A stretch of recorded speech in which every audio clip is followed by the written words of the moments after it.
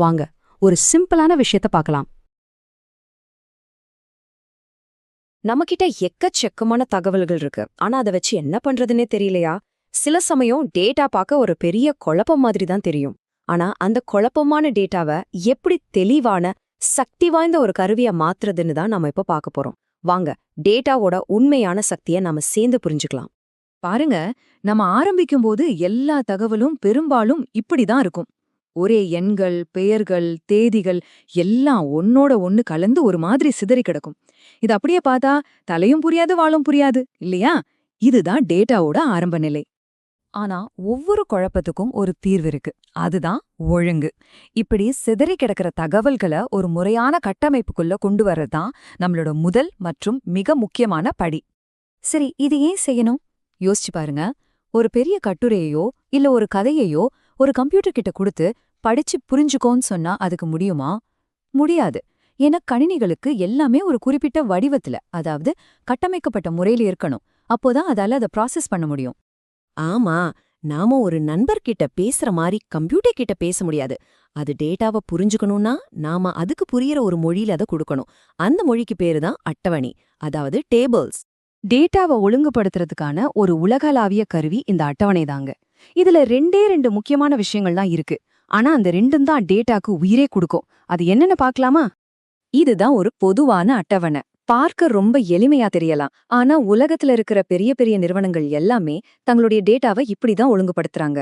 இதுக்குள்ளதான் அந்த மொத்த சக்தியே அடங்கியிருக்கு. முதல்ல நெடுவரிசைகள், அதாவது காலம்ஸ். இது மேலிருந்து கீழாக வரும். இதோட முக்கியமான ஒரே ஒரு விதி என்னன்னா, ஒரு நெடுவரிசையில ஒரே ஒரு வகை தகவல் மட்டும்தான் இருக்கணும். உதாரணமா, பங்க விலைங்கிற நெடுவரிசையில விலைகள் மட்டும்தான் இருக்கணும். தேதிங்கிற நெடுவரிசையில தேதிகள் மட்டும்தான்.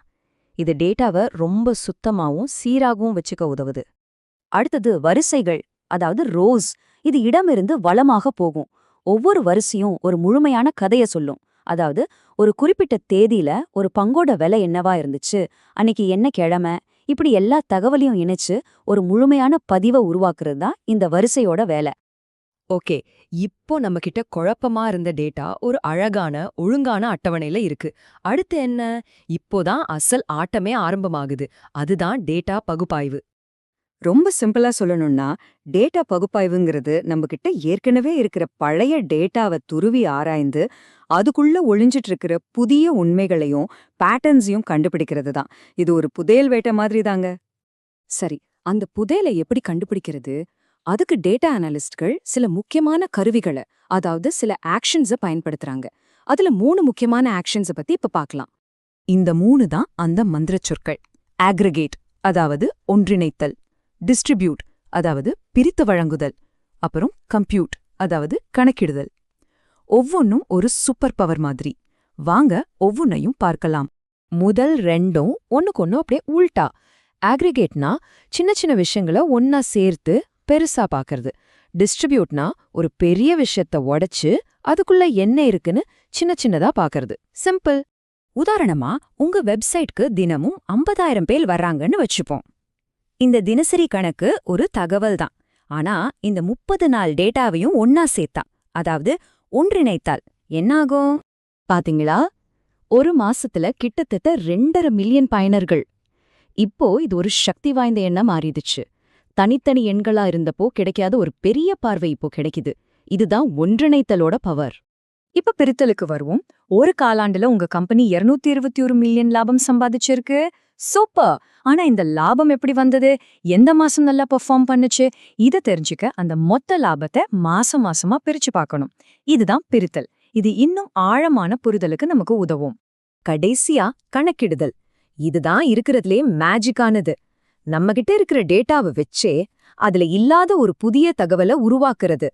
உதாரணமா, உங்க சேல்ஸ் டேட்டாவையும் உங்க காம்படிட்டரோட சேல்ஸ் டேட்டாவையும் வச்சு உங்க மார்க்கெட் ஷேர் எவ்வளோன்னு ஒரு புத்தம் புதிய காலத்தையே நம்மால உருவாக்க முடியும். நாம ஒரு பெரிய பயணத்தை முடிச்சிருக்கோம். சிதறி கிடந்த குழப்பமான தகவல்களை எடுத்து அதை அழகா ஒழுங்குபடுத்தி அதுக்குள்ள இருந்து எப்படி புதிய உண்மைகளை கண்டுபிடிக்கிறதுன்னு பார்த்தோம். இந்த சக்தி, இந்த டெக்னிக் இப்போ உங்களுக்கும் தெரியும். இந்த வரிய நல்லா ஞாபகம் வச்சுக்கோங்க. டேட்டா பகுப்பாய்வுங்கிறது ஏதோ ராக்கெட் சயின்ஸ் கிடையாது. அது நம்ம கிட்ட இருக்கிற தகவல்களுக்குள்ள மறைஞ்சிருக்கிற கதைகளையும் புதையல்களையும் தேடி கண்டுபிடிக்கிற ஒரு கலை. அதனால அடுத்த முறை நீங்க எந்த ஒரு டேட்டாவை பார்த்தாலும் உடனே இந்த கேள்விய கேளுங்க. இதுக்குள்ள என்ன ரகசியம் ஒளிஞ்சிருக்கு? இது நமக்கு என்ன கதை சொல்ல வருது? தேடுங்கள். நிச்சயம் ஒரு புது உண்மைய கண்டடைவீர்கள். இந்த வீடியோ உங்களுக்கு பிடிச்சிருந்ததுன்னா லைக் பண்ணுங்கள், ஷேர் பண்ணுங்கள், சப்ஸ்கிரைப் பண்ணுங்கள். தேங்க்யூ ஃபார் வாட்சிங்.